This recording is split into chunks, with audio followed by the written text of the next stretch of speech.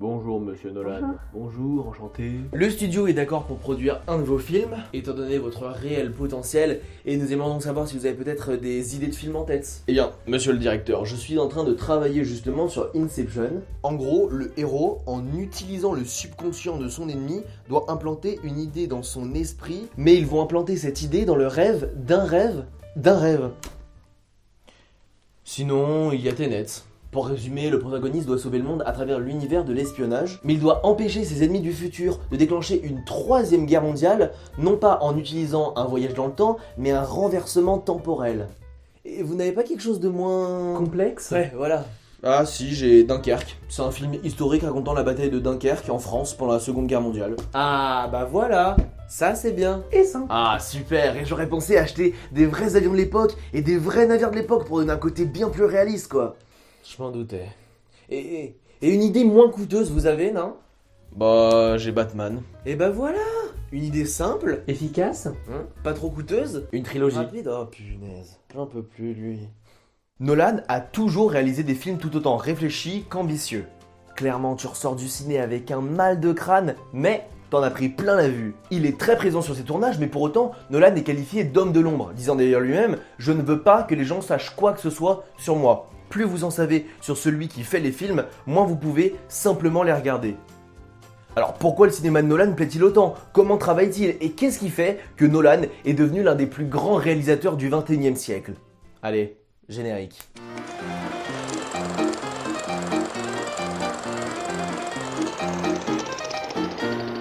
Christopher Nolan est le 30 juillet 1970 et britannique et américain, de par les deux nationalités de ses parents. Il va donc passer toute son enfance entre Chicago et Londres avec ses deux frères, Matthew Francis, criminel et prisonnier qui a tenté de s'évader, et Jonathan, qui a écrit avec son frère la plupart de ses films et a réalisé notamment les séries Westworld et Person of Interest. À 7 ans, il découvre 2001, l'Odyssée de l'espace et Star Wars.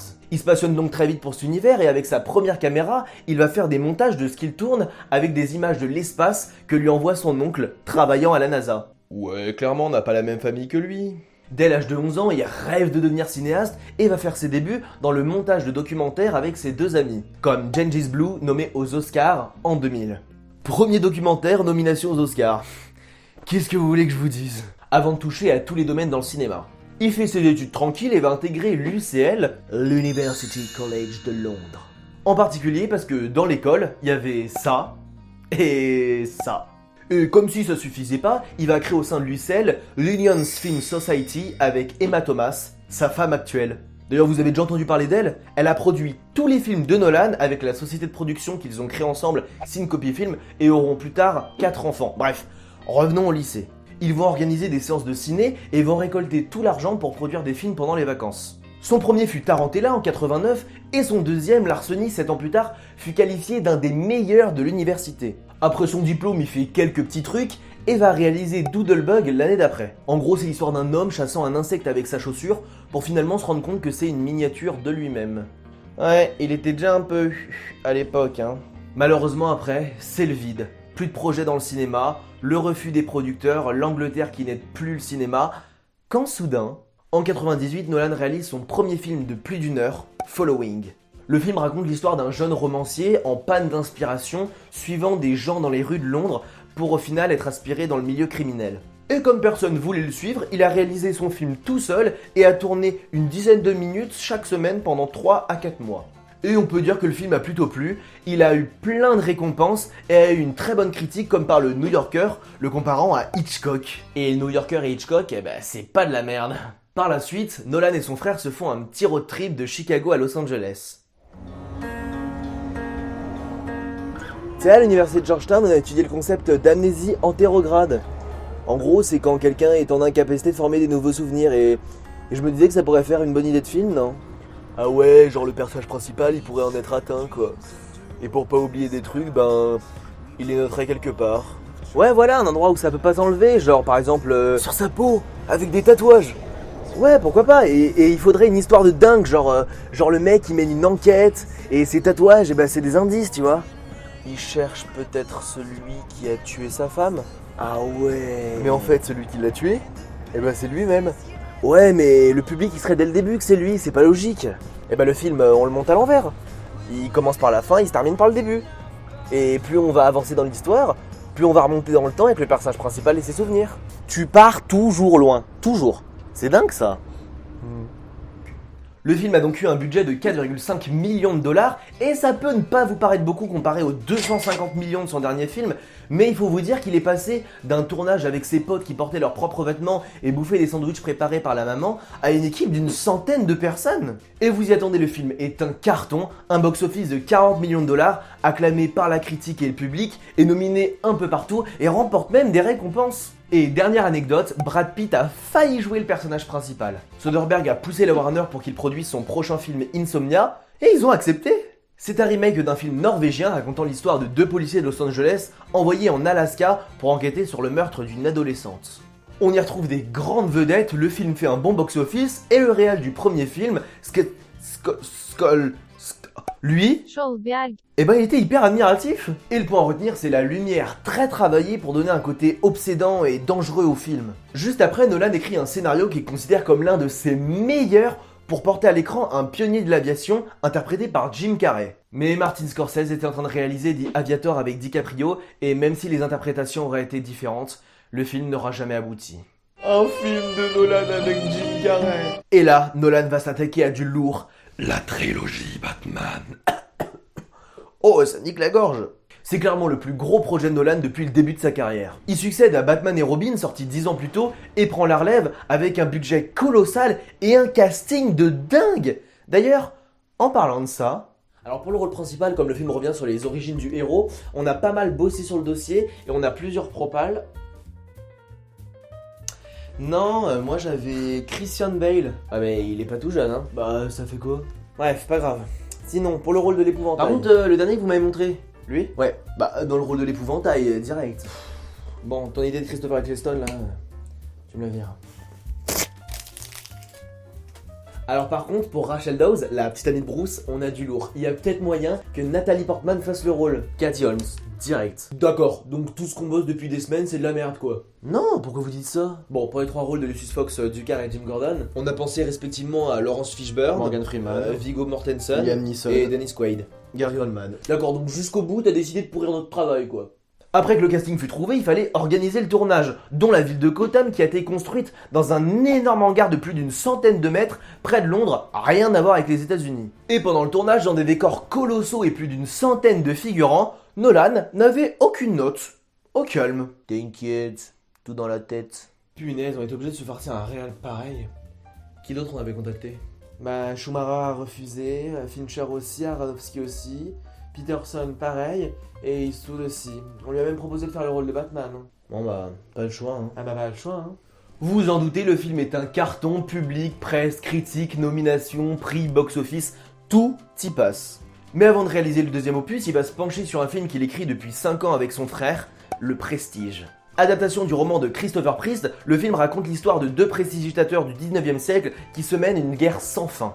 Quoi dire à part que le film a reçu des retours élogieux, des nominations aux Oscars, un superbe casting, que Nolan a poncé les recherches dans le domaine de la magie, tout comme Hugh Jackman, et que Christian Bale a suivi des cours de magie. Ah bah si, il y avait quand même des trucs à dire.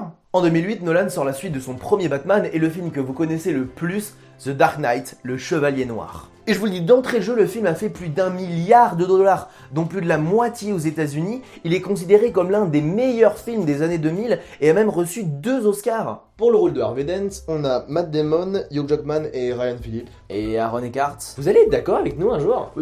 Proposez des gens bien aussi. Qu'est-ce que vous avez pour le Joker par exemple? Non mais, passez la tablette.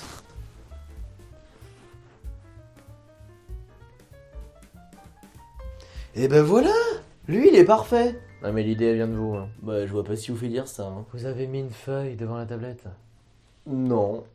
Le Joker, un des personnages principaux de ce nouveau Batman, a été extrêmement travaillé, autant sur la psychologie que sur l'apparence. La cascade la plus connue du film, celle-ci a été tournée dans les vraies rues de Chicago, et la Batmobile n'est pas conduite par Christian Bale, mais par le cascadeur français Jean-Pierre Goy. Enfin, cette Lamborghini est une murciélago qui signifie en espagnol « chauve-souris ». Tout est lié. Et maintenant qu'il a tout donné pour Batman, il se dit qu'il a besoin d'une petite pause et c'est pour ça qu'il va réaliser Inception. Bah quoi? Après 10 ans d'écriture, a pas pressé le mec. Nolan sort son film le plus ambitieux et complexe. Certaines critiques avaient d'ailleurs peur que ça empiète sur le box-office. Bon, voilà. Il a donc mis 10 ans pour faire des recherches. C'est faux. Comment ça? Alors autant il a bossé à fond sur la magie avec le Prestige, autant il a fait aucune recherche sur les rêves avec Inception. Ah bah d'accord. Alors après 10 ans à écrire le scénario, il trouve d'énormes acteurs comme DiCaprio, leur remettent le script et ils y comprennent rien. Bon, Nolan leur explique le script, puis il le passe à l'équipe technique, mais cette fois-ci, pour qu'aucune information ne fuite, il va les enfermer dans une pièce. Allô, tu peux nous sortir d'ici? On a fini. Et donc, vous en avez pensé quoi? Il est bien, vraiment très bien. Mais pas exceptionnel. Relisez-le encore un petit peu. Allez, c'est parti pour les anecdotes. Ce lieu est une galerie située dans son ancienne université où il a fait ses débuts. Le film a été tourné dans 6 pays. Cette explosion dans les rues de Paris est bien réelle. DiCaprio et Page étaient présents sur le tournage. Ça, c'est de la fausse pluie et ils ont bloqué le soleil avec des panneaux géants. Ça, c'est une vraie explosion. Enfin, c'est une miniature parce que l'explosion du vrai bâtiment a raté. D'ailleurs, l'explosion de la première miniature aussi. La neige de cette séquence est tombée seulement 3 jours avant le tournage et Tom Hardy ne savait pas skier. Cette personne, c'est la cousine de Nolan. Le décor de ce bar était penché à 25 degrés. Et pour cette scène, ils ont utilisé un couloir rotatif qui pouvait tourner et mettre à la verticale. Et vous pouvez faire des trucs droits? 2 ans après, il réalise le dernier opus de sa série Batman et on retrouve les mêmes acteurs que dans Inception. À la place du méchant Bane, la production hésitait avec l'homme mystère qui aurait pu être joué par DiCaprio et Killer Croc. Tom Hardy qui se transforme à chaque film. Le mec s'est métamorphe dans Pokémon.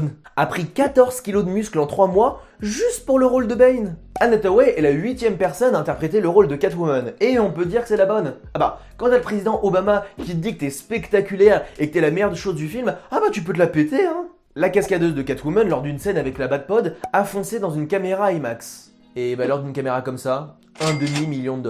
Le costume de Batman est composé de 110 pièces. Imaginez le bordel pour enfiler le costume.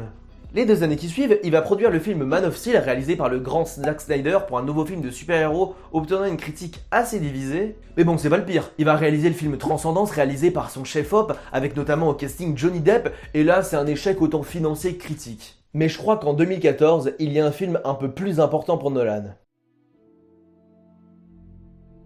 Ce grand chef-d'œuvre, inspiré directement de 2001, l'Odyssée de l'espace, inspiré des grands traits à Kubrick, comme des plans longs et puissants. Ce film où le côté parent-enfant est très présent, est bien évidemment inspiré de la vie de Nolan. Le film devait s'appeler La lettre de Flora, le nom de sa fille, mais a également des caractéristiques des films de Spielberg, car c'est lui à la base qui devait réaliser le film. Pour ce film de plus de 3 heures, Nolan a essayé de le raccourcir, mais bon, il a laissé tomber. De nombreuses personnes ont fait des recherches pour le film, comme la NASA ou Jonathan qui a fait des études de malade juste pour le film. Enfin, ils ont quand même fait des découvertes sur les trous noirs juste avec leurs recherches. McConaughey a été choisi pour le rôle principal juste parce que Nolan désirait un monsieur ordinaire et qu'il correspondait parfaitement au profil. Yes. Et il fallait être fort pour jouer dans le film. Tu pouvais autant finir en robot, porter des combinaisons hyper réalistes de 15 kilos, finir en hypothermie dans l'eau juste à cause d'un zip mal fermé. Un zip? Être tiré en arrière par un câble dans l'eau sur plusieurs dizaines de mètres ou tout simplement être le fils du réal. Ah non, ça c'est pas compliqué.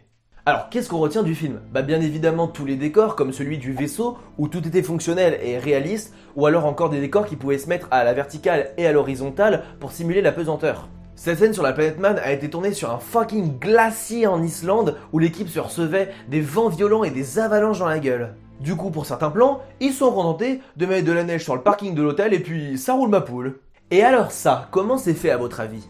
Des ventilos géants et des mini bouts de carton et puis voilà. J'adore ma vie. Oui, c'est bon, on a compris là quand même.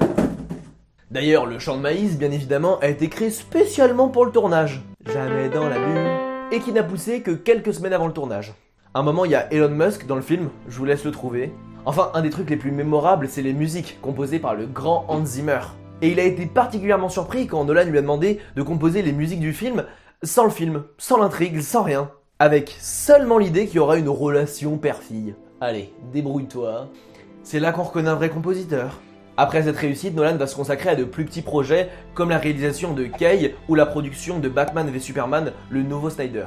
Et en 2017, Français, Françaises, amis de la Warner, pour créer un pont entre la culture française et américaine, et surtout parce que je kiffe l'histoire, je vous emmène en 1940 lors de l'opération Dynamo. Nous allons asseoir les spectateurs dans le cockpit d'un Spitfire et les faire combattre. Nous allons les placer sur la plage au plus près pour sentir le sable et affronter les vagues. Nous allons les mettre sur des petits bateaux civils qui rebondissent sur les vagues au cours de ce terrifiant voyage en zone de guerre. C'est de la réalité virtuelle sans casque. Oui, mais du coup, ça consiste en quoi l'histoire ? Oui, bah ça va, j'arrive pas à pitcher mon film. Après avoir décidé de filmer une défaite de l'histoire plutôt qu'une victoire et d'essayer tant bien que mal de pitcher le film à la Warner, le film est prêt à être tourné. Malgré que la météo ne soit pas de leur côté, Nolan trouve ça plutôt positif pour donner un côté dramatique aux scènes. Et les montées de marée, il y avait des difficultés un peu plus importantes. Nolan, comme toujours pour un côté réaliste, voulait utiliser des vrais navires de l'époque. Jamais dans la bulle. Bah, c'est ce qu'il a fait. Il a étudié la manière dont se déplaçaient les soldats sur les navires et allé à la rencontre des vétérans de cette guerre et a peint sur les plages des centaines de soldats morts pour amplifier l'effet de foule. Alors qu'il y avait déjà 2000 figurants sur le tournage. Et a même engueulé Harry Styles parce qu'il avait lacé ses bottes en croix et non en boucle comme à l'époque. Flippant. En parlant de lui, il a été choisi alors que Nolan ne savait même pas qu'il était connu à l'international pour avoir été dans les One Direction. Le crash du Spitfire s'est réellement passé, comme d'hab venant de Nolan. Une caméra IMAX est donc installée à bord de l'engin, l'avion coule et la housse imperméable de la caméra se troue. Et là, gros coup de bol, les images sont retrouvées intactes. Un petit peu moins pour la caméra. Et comme Nolan aime mettre sur 1 milliard de projets en même temps, il revient été 2020 avec son nouveau blockbuster, Tenet. Ce film de science-fiction et d'espionnage a mis plusieurs années à être écrit de par son scénario extrêmement complexe. Il aborde le sujet d'une 3ème guerre mondiale et a respecté cette dimension car il a été tourné dans plus de 7 pays différents. On retrouve au casting Robert Pattinson, Michael Caine qui ne savait rien du film, a seulement dit ses répliques en un jour et puis hop, emballé ses pesées. Pour John David Washington, fils de Denzel Washington, il a une préparation physique de dingue pour faire ses cascades, courses et scènes de combat lui-même. Une fois que le casting fut trouvé, le tournage a encore une fois pas été de tout repos. La scène de l'autoroute a été tournée en bloquant une route de l'Estonie pendant plusieurs semaines. Pour la scène d'ouverture, avec la prise d'assaut de l'Opéra de Kiev, le bâtiment a été retapé de fond en comble pour le tournage. Débris, graffitis, fauteuils, tapis, éclairage. Maintenant, le bâtiment est comme neuf. Si vous voulez, vous pouvez venir tourner chez moi, hein. J'ai des murs à repeindre. Les scènes à Mumbai ont été tournées pendant la saison des moussons. Et comment vous dire qu'avoir un magnifique soleil et d'un seul coup des pluies interminables, eh ben ça devait pas être facile, hein. Le film, sorti pendant la pandémie mondiale, n'a malheureusement pas obtenu le succès et la rentabilité qu'il devait avoir, de nombreuses salles étant encore fermées. À cause de la pandémie, certaines compositions de la bande originale, qui cette fois-ci n'est pas de Zimmer, ont dû être composées en enregistrant simultanément les musiciens puis en les additionnant au montage. La galère! Nolan a imposé en quelques dizaines d'années son style artistique dans le paysage cinématographique. S'habillant d'un même uniforme et d'un même manteau tout le temps, buvant du thé sur les tournages, il se laisse le temps d'imaginer des scénarios complexes, n'ayant ni adresse mail ni téléphone portable et interdisant les téléphones portables et les cigarettes sur ses tournages. Nolan est impliqué dans ses films, toujours au contact de ses acteurs. Il n'hésitera pas à prouver la non-dangerosité d'une cascade ou à aller se baigner dans un lac glacial. Son style à la fois film d'action et cérébral implique toujours les mêmes acteurs car il n'hésitera pas à travailler avec les gens qui l'apprécient, aussi bien au son qu'à l'image. Nolan connaît les techniques du cinéma hollywoodien, mais il préférera aller à l'encontre en n'utilisant presque pas d'effets spéciaux et de fond vert et en filmant à la pellicule. Perfectionniste dans l'âme, il voit les choses en grand et n'hésitera pas à garder un œil tout au long de la confection de ses films, aboutissant à des œuvres travaillées et appréciées par le grand public. Nolan a une mission et met toute son énergie au service de celle-ci. Et on finira par une citation de sa part. Mon expérience est que les gens qui se laissent emporter par mes films, qui ne les traitent pas comme une grille de mots croisés ou comme s'ils passaient une interro à la fin, sont ceux qui en profitent le mieux. Merci beaucoup d'avoir regardé cette vidéo, j'espère qu'elle vous aura plu. Ça faisait longtemps que j'avais pas fait de vidéo et je voulais revenir avec une vidéo beaucoup plus travaillée que d'habitude. Un concept beaucoup plus court arrive dans les semaines à venir, n'hésitez pas à rester à l'affût. Et en tout cas, si vous avez aimé cette vidéo, n'hésitez pas comme d'hab à la liker, à la partager, à vous abonner, à me suivre sur mes réseaux sociaux. En tout cas, moi je vous dis salut!